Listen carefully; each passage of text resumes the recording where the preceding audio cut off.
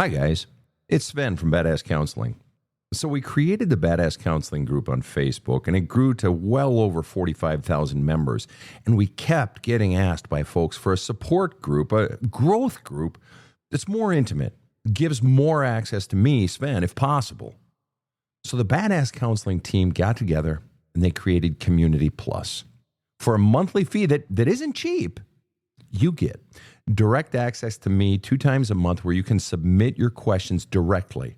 Monthly drawings for a small group counseling session with me. Monthly drawings for one-on-one counseling sessions with me. Priority Pass access to go to the front of the waiting list for ongoing counseling with me. Priority Pass access to be considered to be counseled by me on the Badass Counseling Show podcast. Direct access to my top 2 selling video courses, Healing the Soul and Unleashing Your Greatness. Interviews with people who've had success in their soul journey, some well-known and some everyday folks like you and me. And a fantastic opportunity to meet and get to know other men and women who take their healing and growth seriously and who do the work. And a social community feed where folks share their challenges, their struggles, and their triumph. And so much more. So go now to badasscounseling.com. Click on the Community Plus sign-up page for premium content and direct access to me and to like-minded people who are committed to healing, growth, and creating a community of support and happiness. From the New York City area, welcome to the Badass Counseling Show, where the master badass himself, Sven Erlandson, takes you deep and gives balm for the soul, baby.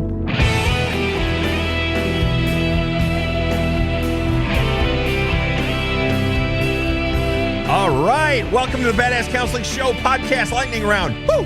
Daddy, come on now.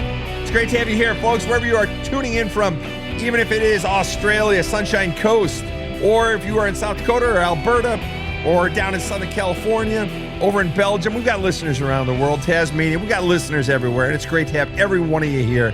We love our listeners. We love the questions you bring. We love the folks that come on for counseling. We just love our show. We love doing our job. And we're going to jump right in. All right. First question right out of the gate is from Sesame Chicken, who asked the question, "You're always telling us, Sven, to write letters, but do not send them. Why?" I tell you to write letters. Let's say you've got a former lover, or let's say you've got your spouse and you're really mad at them, or you got a former lover and you miss them and you can't get them out of your mind, right? Or let's say, your kid is really pissing you off this week. Anything at all, okay? Or you're going through stuff where you're really trying to, separate from your parent, get your parents' voices out of you, at least in that way, if not physically separate from them. I always say write letters. Why do I say letters? I always talk about journaling and flushing things out through journaling, but write letters. Why? Because anybody can write a fucking letter. When you're writing a letter, you're not worried about your grammar and your syntax and your all that bullshit. Doesn't matter. Everybody knows how to write a letter. And you write it and you flush your feelings. You say the most vile, disgusting language. You say all the love, the longing, the lust, the missing them. You say the hatred, the anger. You say everything. You say it all. You put it in there because the goal is to flush it in the most powerful language possible. And then the reason I say do not send it is because I don't give a shit if you send it. You want to send it? Send it. Fuck it. Send it. But if you're sending it, more often than not, 99 times out of 100, it's because you're wanting some sort of response from them. That means you're still wanting something from them, which means they have power over you. And as long as you want something from someone, they have the power to make you miserable by withholding it. That means they still have power over you. And in all likelihood, they're going to disappoint you by not giving it to you. So what you're fundamentally saying is, I need something from this person in order for me to heal. And what I'm saying is you don't need anything from that person. What you need to do is get all the pain, the anger, the rage, the hatred, the love, the longing, get all the feelings out, as well as the bullshit beliefs you've been taught about yourself, which is what the books are for and so forth. But if you get all this stuff out, that's what the healing is. You don't need something from them. You think you do, but you don't. And as long as you keep wanting something from them, you're going to keep being disappointed. You are forever giving them power over your life. That's why you burn the letters. All right, next question. Next question is from a baby on TikTok who says, "How do I learn to trust again after my last relationship ended in betrayal. How do I learn to trust again after my last relationship ended in betrayal? Exactly what I was just saying. You begin by journaling the fuck out of all your feelings. You begin by getting out all of your rage, your hatred, your anger, your fear, your sadness, your longing. All right? All of those feelings have to come out. Journaling and writing letters is a great place to freaking start, okay? The reason, how do I learn to trust again after my last relationship ended in betrayal? It ended in betrayal. Well, what is betrayal? You hurt me. I trusted you. You took my trust. You stomped on it, right? And that hurt. And so now I fear that if I open up and trust again, that I might get hurt again. It's very risky and it hurts a great deal. It destroys us. And so I don't want to risk that. So what you're experiencing is fear. Fear that it might happen again. Fear of future pain. So the part of what you need to be getting out of you in your therapy, but you can be doing therapy on yourself. This is why I tell you guys to do fucking journaling. Why? To save you thousands of fucking dollars at therapy. I had to get myself out of a 12-year depression, the kind where you want to off yourself. I was in that kind of depression for 12 years and I got myself out. I couldn't find a therapist who could help me. So I had to do it on my own. And that's why I am constantly telling you guys to journal and to write letters and to write poetry and to put it into words, because you can heal yourself, save tons of money and save tons of time. And the speed of your healing is determined only by how deep you go. All right. So anyway, you're afraid. So you got to be journaling on fear. You got to be journaling on pain. You've got to be, the more you flush out all of that pain and the sadness and the rage, the more you flush out all of that, the less it is in you. And it is all of that pain and fear and sadness inside of you that is keeping you afraid of it happening again. Because if it happens again, it will trigger all of those charged emotions that are presently inside of you.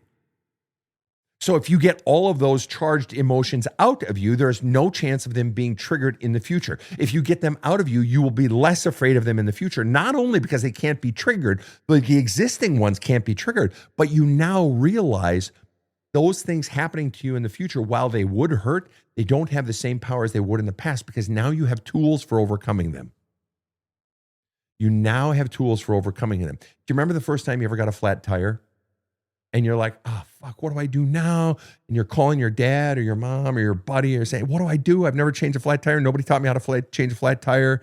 And you're stuck on some road, busy street or whatever, and you don't know what to do. Or maybe some nice stranger stops and helps you change a flat tire. Or if you're really lucky, some stranger stops and teaches you how to do it. And they're simply talking you through it so that you know how. So then the second time, what happens?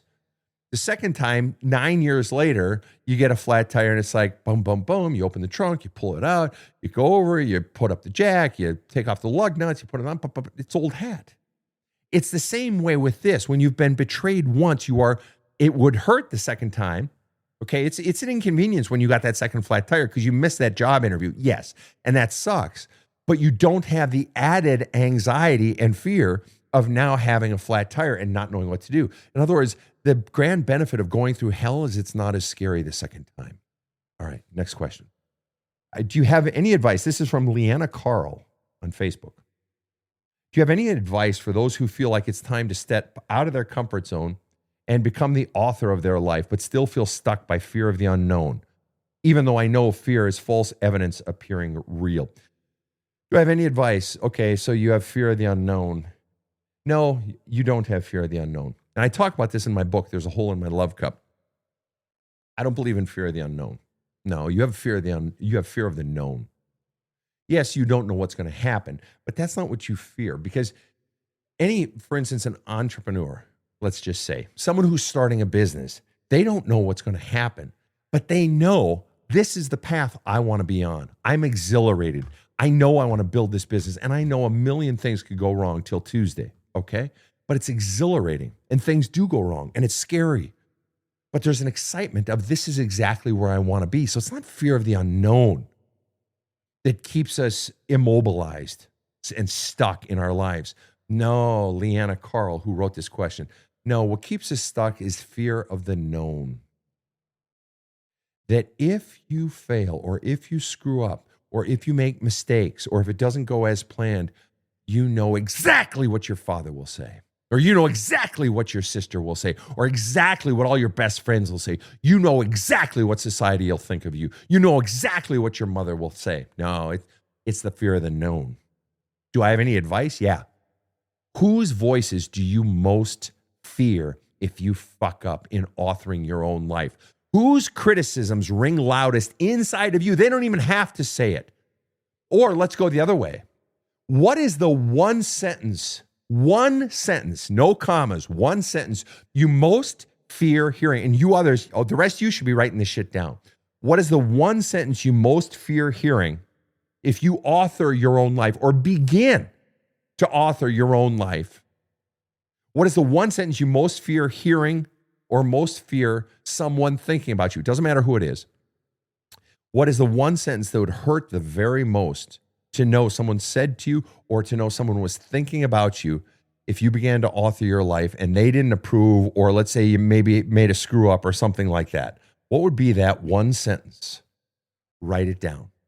One sentence above all else. And then ask yourself the question, is that it, or might it be this other thing? Keep winnowing it down. Get it as clear and plain as possible. And usually it's not a long answer. Usually it boils down, if you keep boiling it down, it boils down to something like, I knew you didn't have it in you, or you're such a loser, or you've always been a failure, or something along those lines. What is the one sentence you most fear hearing if you fail? Second question, whose voice, living or dead? Who is the one person, living or dead, most likely to say that? Who is it? Living or dead, most likely to say the one sentence that would hurt the very most to hear. That's the person who fucking owns you. That is the person, and that is the sentence that is keeping you from authoring your own life. That is the voice that is still inside of you, keeping you afraid of beginning to live your own life. And that's why we go down inside and we begin to name the beast. Naming the beast of those origin sources, those origin voices that taught you who you are doesn't matter, that you aren't lovable enough, that your voice should not be listened to and should not be trusted. Next question. All right. I've got a person over here on TikTok saying, I have your book even. I have yet to read it. Yeah, I get that a lot. It's scary stuff. Don't worry about it. When it's ready, when it's time, you'll know.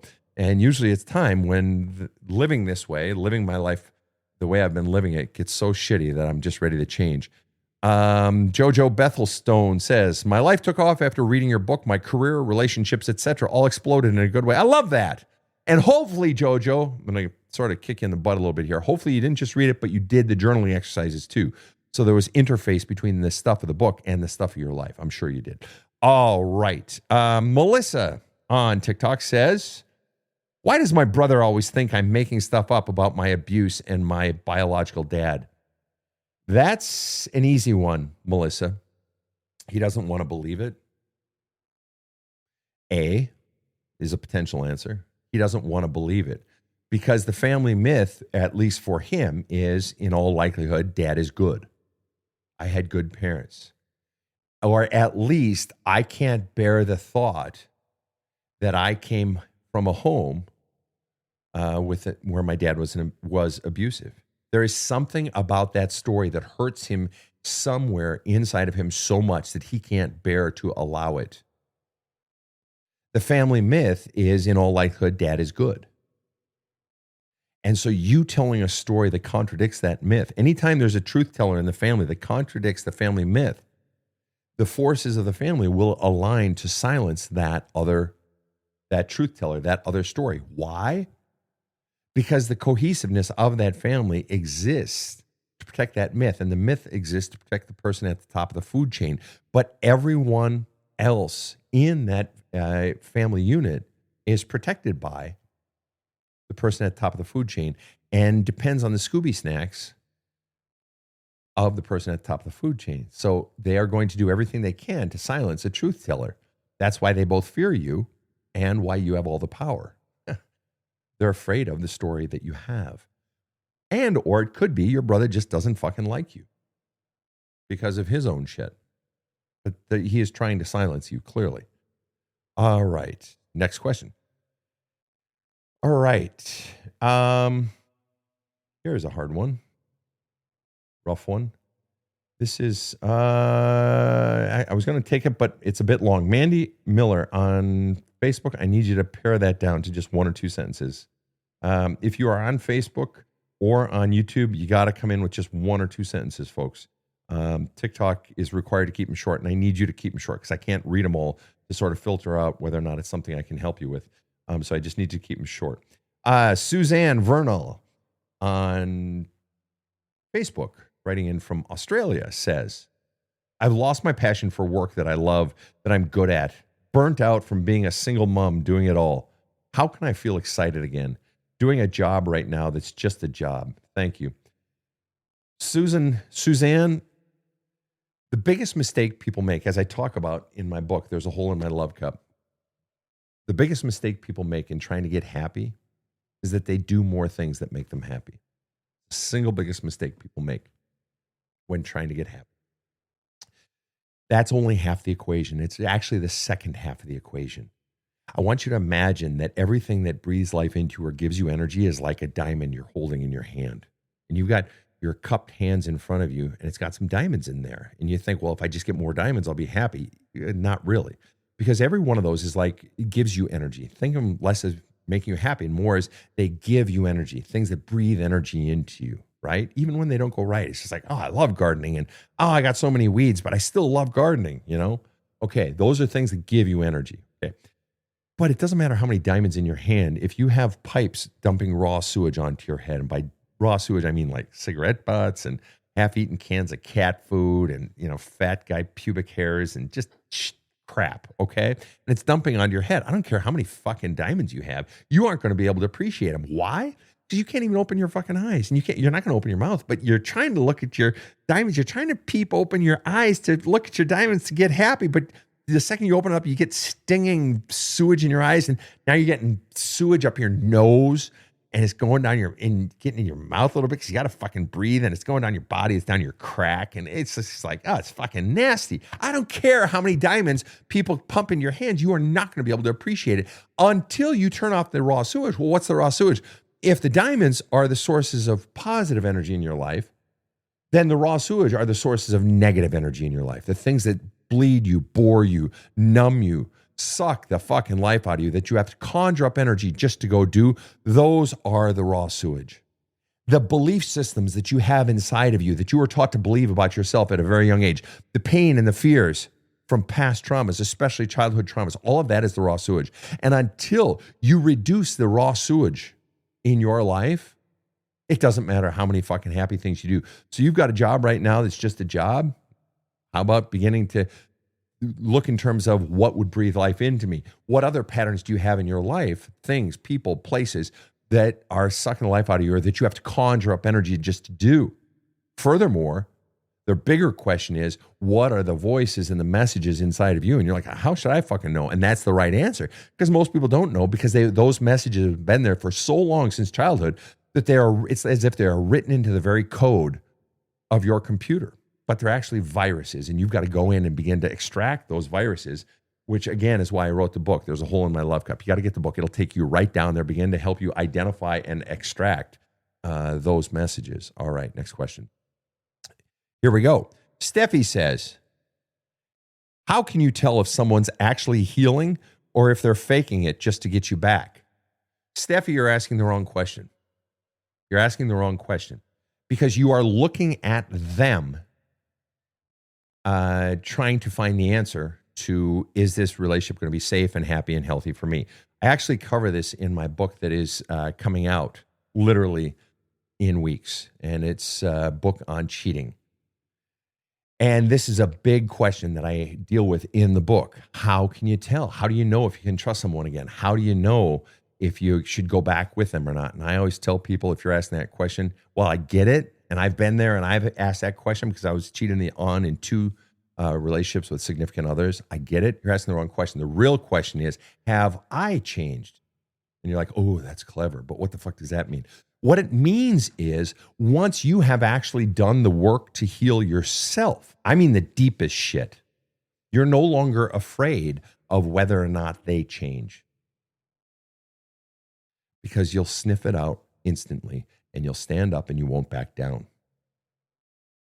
Once you have changed, you are fully aware of not only everything that's going on around you, but everything that's going on inside of you. You sense it, you call it out.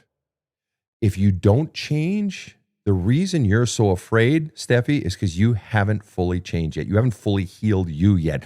And you are still afraid that they're going to drag you right back into the swamp that you were in before, right? Right. The only reason they can drag you back into the swamp is because you haven't healed you. That means that they can trick you. But when you've done the deepest healing work of you, you can't be tricked. It's just like when something doesn't feel right, when something doesn't feel good, you're quite comfortable saying, this actually doesn't feel good. I need to step back. This doesn't feel good. You need to stop what you're doing right now. It's a completely different ball game when you have healed yourself. They're playing checkers and you're playing fucking baseball where you have to do a haiku and build a fucking 12 parallelograms, all with intersecting points at each base. You're playing a completely different game. You got to heal yourself, and you will not be intimidated by whether or not they have healed. But to give you the short answer, how do you know if someone else is healed? Play the long game. You're asking the wrong question. Do you want to know, folks, how to get someone to heal if they want you back? You want to know how to exact the most leverage upon them? Keep them in that state, that limbo state of not leaving and not going back yet. Keep them in limbo and tell them you need to be in counseling and you need to X, Y, and Z and delineate what they need to do. And you keep them in that state for as long as you want to in order to feel safe while you are doing your own healing work. Do you want to know why? Because until you have completed your own healing work, you will never have more power than you do right now when they are in that limbo state. You want to know why? Because you have something they want. What do they want? You. But technically, they don't even want you. They want you back to serving them the way you always did. They want to be back in a position of control. They want you back so that you're back to pouring love into their love cup. But right now, they're having to pour love into your love cup, and they don't want to do that. And so you keeping them right here means you have the leverage. It means you have the power. You should be in no rush to go back into that fucking relationship. And if you're feeling rushed, it's either because they're putting pressure on you and you're allowing them, which means you definitely haven't healed yourself. Or B, you're like, oh, I want to go back. Oh, I miss him so much. I miss him so much, which tells me you still haven't healed them because you're saying, I want to go back, but I'm not sure if I could go back. You haven't solved yourself yet. You got so much shit going on inside of yourself that you haven't sorted out. But folks, if you ever want to leverage someone into changing when they want you back in a relationship, don't go back and don't leave. You will never have more power than right there because once you go back into the relationship, you have just frozen. And unless they are committed to changing, you have just frozen them. They will not go any further. They will begin the slide back into who they once were right there. Why? Because they know they don't have any more. They don't have to do any more because they know they've now gotten you back. We'll be right back after this short break. My wife pushed me to watch this guy's TikTok videos, so I finally caved in, and holy crap, blew me away. I started watching more, and every time he opens his mouth, I get blown away in a whole new way. So I finally bought his book, There's a Hole in My Love Cup. To say I got an ass kicking is an understatement. Much needed. It was like having my own personal tough therapist who just gets it. So go do yourself a favor. Get There's a Hole in My Love Cup. It's powerful stuff. This show provides soul counseling intended to entertain and inform and is not medical advice.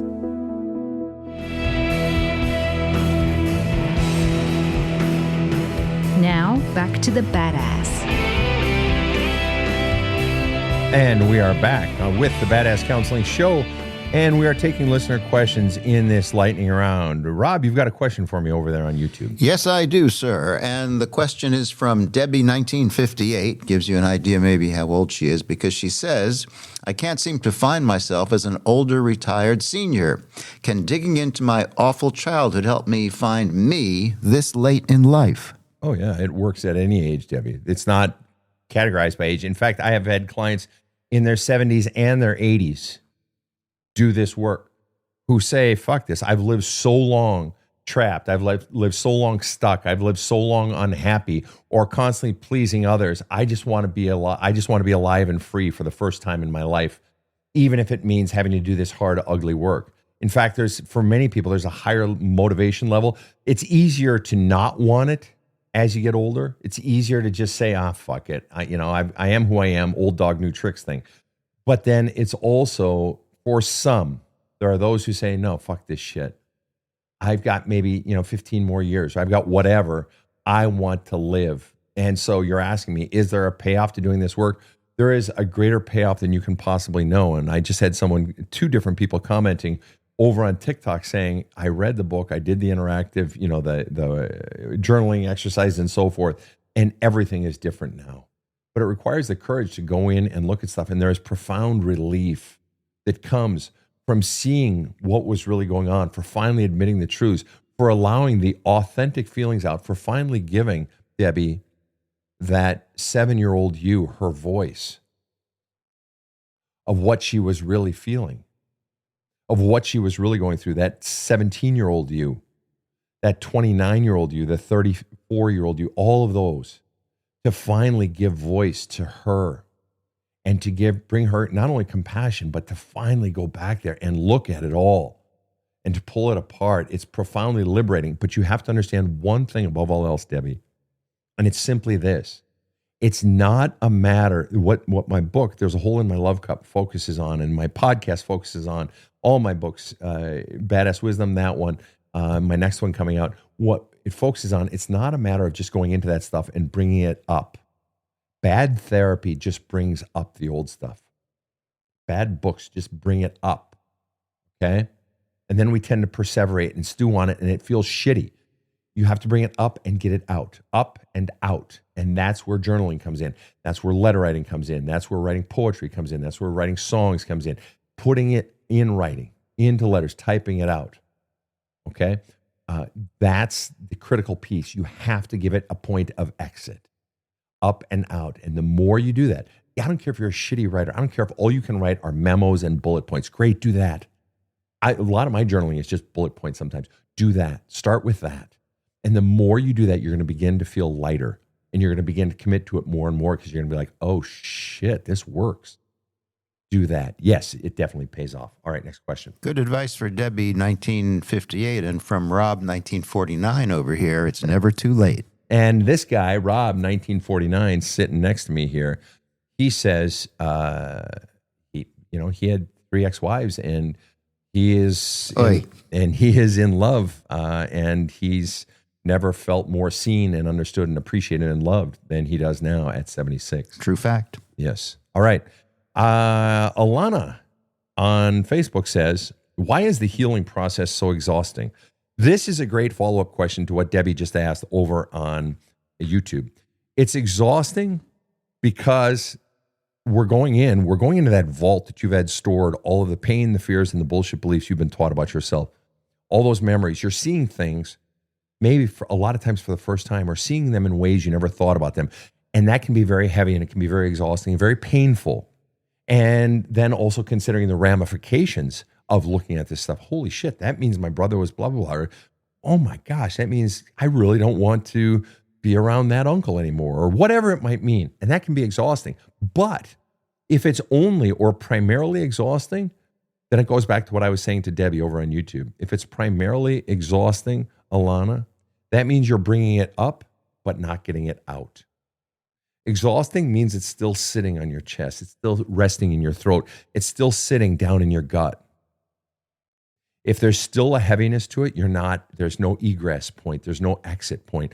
you're not flushing it out. Remember, folks, feelings are like trains. And all these past messages that you got about yourself, they're all trains. Trains were built to come into the station, let people off of the train, get people on the train, and go choo, choo, choo out of the station until, poof, they're gone. That's what trains were built to do. They were not built to sit in the station. But what a lot of people, nor were they built to not be allowed into the station. A lot of people were trained to not allow their pain, their feelings, their trauma, anything into them. And so you got to back up of all these fucking trains. We got to start getting those trains moving out of the station, into and then out of the station. And if it's exhausting bringing this stuff up, it's because you're not getting it out. And we do that again. That's what counseling is for. Good counseling isn't just talking about the bad week you had. Great counseling is diving into that shit, talking it out, going deeper. And if you don't know what I'm talking about, listen to our Thursday episodes. Every other episode is either a lightning round or a counseling episode. Counseling episodes drop on Thursdays. And I go deeper. You'll see what I mean. And most people on the show say they experience relief. They feel lighter or they feel clearer. We just had a kid on, Caden, that we just did a show with earlier today. And he said, man, I just feel, clearer. I feel, what the hell else did he say? Anyway, he's clearer and he feels more connected to his wife and so forth. And he said, I feel sad because I realize what I've done in this and what we've both done in making this mess happen. And so we begin to see and understand things better the more we dive into that shit. And so the healing process is exhausting, mainly because you're not getting the shit out of you. That's the critical piece. And a lot of people don't want to journal because a lot of people don't even want to bring it up to begin with. But then journaling on it forces you to stay in it more, but also to find words for it. But it's a profoundly liberating thing for those who have the courage to do it. All right. Amy Williams asked the question, how do I stop caring about what other people think of me? Amy, fundamentally, you care because you're afraid. Caring what other people think. And we all have that. There's a certain amount of that in human life that's just normal. Unless you are, me and Rob, I'm not a monk living on a fucking side of a mountain. All right. We all have some of that. It's normal. All right. Unless you want to go like full on fucking voodoo Zen shit, it's just like, really? So some of it's normal. So give yourself a little bit of a break to start. But second of all, how do I stop caring about what other people think of me? It's fear. Caring what other people think of you is fear of what they might think. All right. So what you can be going into in your journaling and in your talk with your therapist is, or just on your own journaling, save yourself the fucking counseling money and do it on your own. What are you most afraid of? I would encourage you to journal on this one question. What are the outcomes that I most fear happening the more I am myself? What do I fear people thinking? Write it out. Fucking write it out. I fear them thinking I'm stupid. I fear them thinking I'm too skinny or too fat or too this or not enough that. Start writing it out. Then ask yourself the question, where are those messages coming from? Where did that fear come from? Because guess what? You did not come out of the womb thinking, hey, I'm too skinny. Or, hey, I'm stupid. I suck.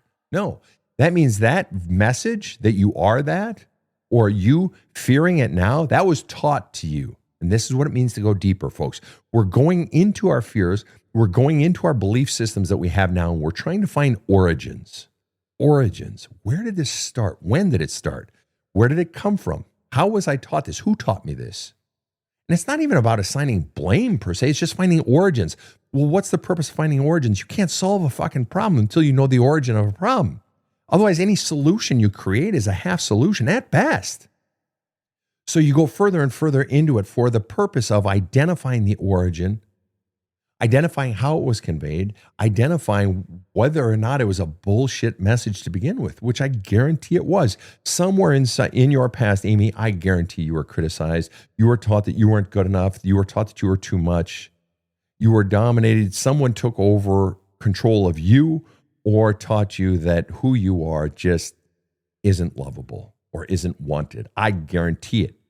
And so the way you stop caring what people think today or in the future is by going into the past, finding the origins of those voices and of those messages. And the more you begin to identify them and talk about them in your journaling and in your letter writing, the more you do that, the less power they have over you. That's what the book is for. There's a hole in my love cup, as well as the book, Badass Wisdom. All right. So I encourage you to get those. You can get those at badasscounseling.com. Got time for a couple more questions here, guys. I've got a person over here asking the question, what's your take on, quote, I will respectfully disagree, end quote, and then I changed the subject. What's my take on that? Someone doesn't want to talk about it. Someone just wants to end the conversation because it's uncomfortable and they don't want to talk about it. What I would want to ask you in response to that, though, is what is it about that response that you don't like so much? There's something there that's bugging the shit out of you, and I'd be really curious to know what it is. All right. I liked you were figuring that out while you were reading it and talking. I didn't know what was coming. I just started reading that one. All right. Here we go.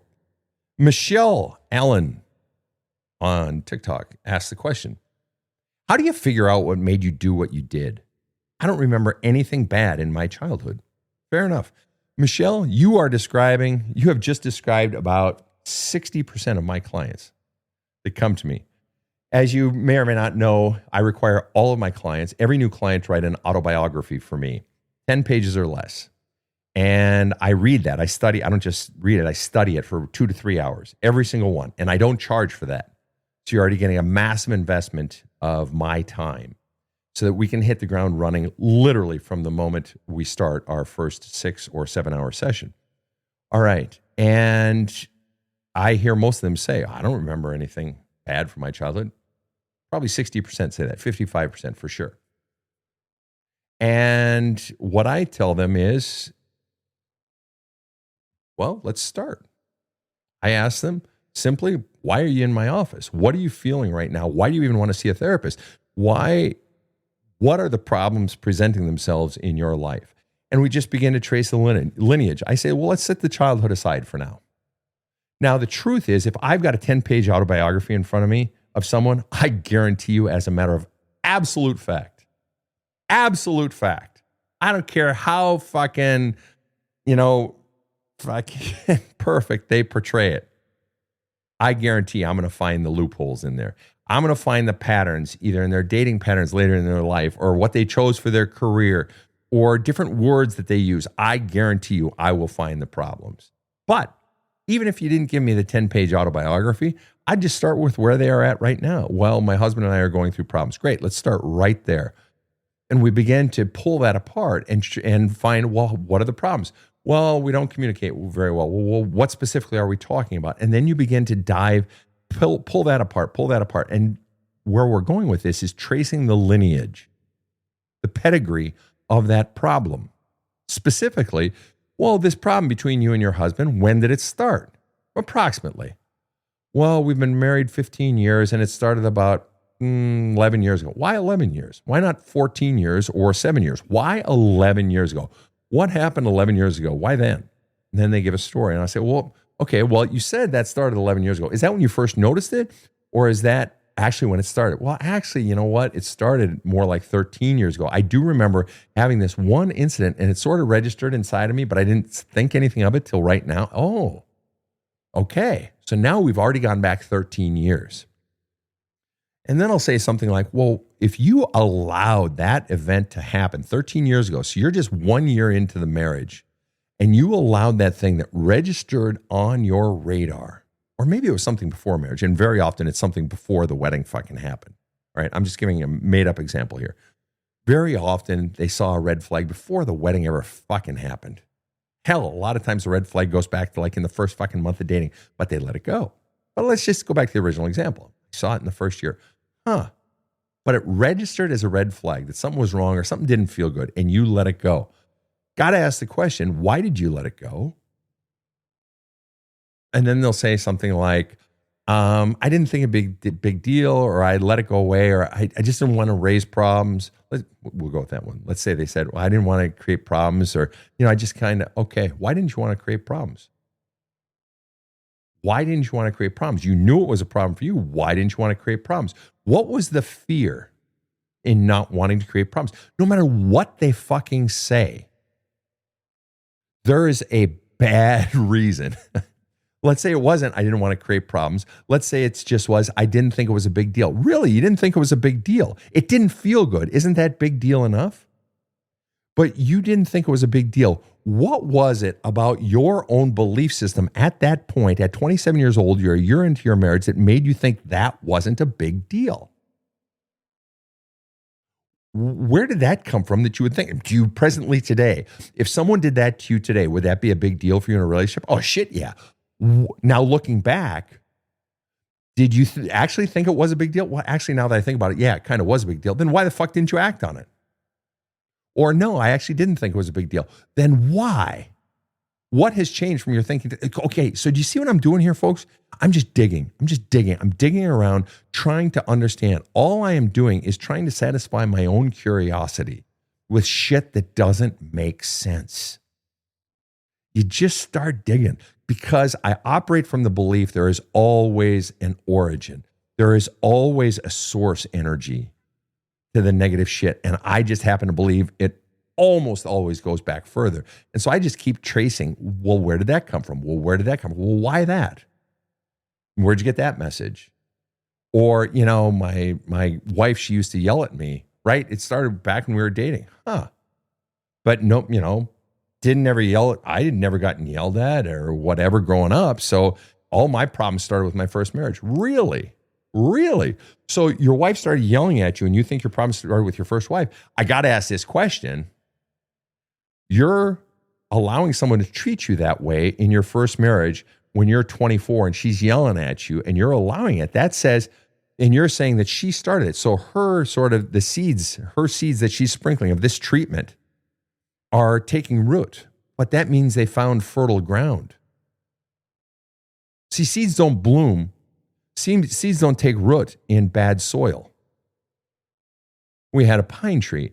Took that pine tree down, not a goddamn thing would grow where that pine tree used to be. You want to know why? Because all those needles would drop and they're so fucking acidic or whatever. I couldn't make a fucking thing grow in that soil. Thought I was being so smart by opening up the yard and I could plant some plants. No. Bad soil, right. So then I asked the guy, so what was it that you were taught or that you believed that made you feel like you couldn't stand up for yourself? Well, blah, blah, blah. And then guess what? Now we're pulling the thread. Now we're moving back into what he believed or was taught before he was 24. Now we're moving back into childhood. You got to start pulling these threads, folks. Start pulling the threads. And what you have to understand is, I know this sounds complex and so forth. I could never do that. I wasn't able to do this. I just started when I was young. And I just got better and better and better at it by doing therapy on myself because I couldn't find anyone to do therapy on me, which isn't fully true because I grew up with a mother who asked deep questions. So I was already sort of preconditioned, all right? I grew up with two parents who were healers for a profession. And then I just sort of did it. And then I got formal training in it and was a pastor and so forth. But my point is, you can do this shit. Just start asking yourself these deeper questions. I'm going to take one more question. All right. Purple Switch says, who is from Wisconsin, by the way. And I'm going to be in Wisconsin this weekend for the girls' state basketball tournament. Purple Switch says, do you do in-person counseling still? I wish you did. I do counseling on the website. You can go to badasscounseling.com, read the counseling page thoroughly. I do not do in-person counseling. And I'm going to tell you why. For years, I've been transitioning over to primarily Zoom-based or online-based counseling, or a lot of times it's just by phone. I sometimes do my very best work by phone. And for a lot of people, it's like, I've had people say, no, I insist on doing in-person counseling. I say, okay, well, I'm not the guy for you. After COVID, then during COVID, we all had to do, online, except I had one or two clients in my area and I'd take them on walk and talks out in the neighborhood. But I don't do it. And you want to know why? I don't really give a shit what you want. And I know this sounds so dickish, but if I'm being really honest, if you owned a Ferrari, okay, maybe you do own a Ferrari. If you owned a Ferrari and you took your Ferrari to a Ferrari mechanic who was like eccentric as fuck, and she insisted on eating ham sandwiches and having a beer while she was working on your Ferrari. And you're like, this is fucked up. I don't want someone having a ham sandwich and drinking a beer and, while she's working on my Ferrari. But she has the most impeccable reputation in the country, would you take your Ferrari to that person? Well, of course you would, right? You want your Ferrari mechanic to work however the fuck they work on your Ferrari. Not, oh no, I want you to work on it in a pristine shop with no ham sandwiches or beers around. No. You do whatever the fuck you got to do. All right? And what I tell people is, I know you may want me in person. I do my best work sitting at my desk with my computer in front of me so I can spread out all my paper, because I'm going to, in our first 7-hour session, I'm going to take about 20 pages of notes. And I need to spread out, and I need to have your autobiography in front of me, and I need to have all my waters right there, and I need to have just a few pieces of cheese off to the side that I nibble on at some point. This is how I work best. You want me at my best because you're a goddamn Ferrari, and I'm going to fucking fix you. I promise you I won't have a beer, though. All right, folks, this has been a good lightning round. I will say I have very much enjoyed this lightning round. Good breadth of questions. Wouldn't you agree, Rob?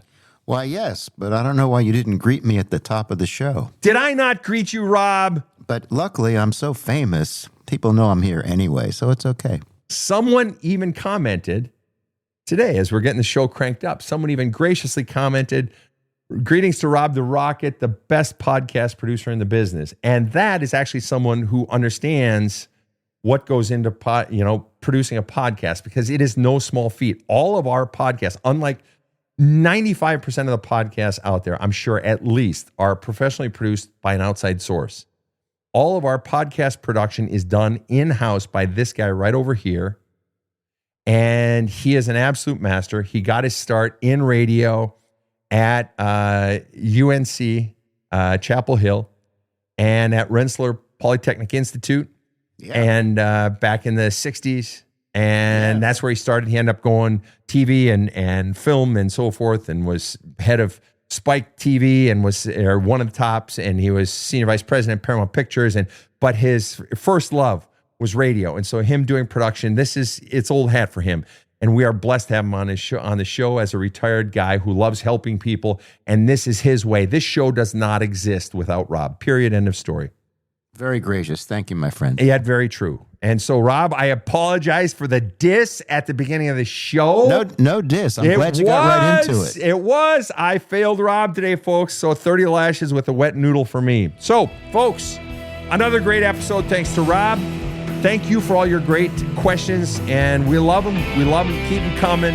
We are here for you. On behalf of my team, KC and Ruth, and yes, Rob the Rocket, have a kick-ass day. The Badass Counseling Show is strictly copyrighted. No copies may be made without the express written consent of the Badass Counseling Show, LLC. The Badass Counseling Show is produced by Karen Camparelli and Robert H. Friedman. Executive producer Sven Erlandson. Original music by 2-time Emmy Award-winning composer Trevor Morris. Have a kick-ass day.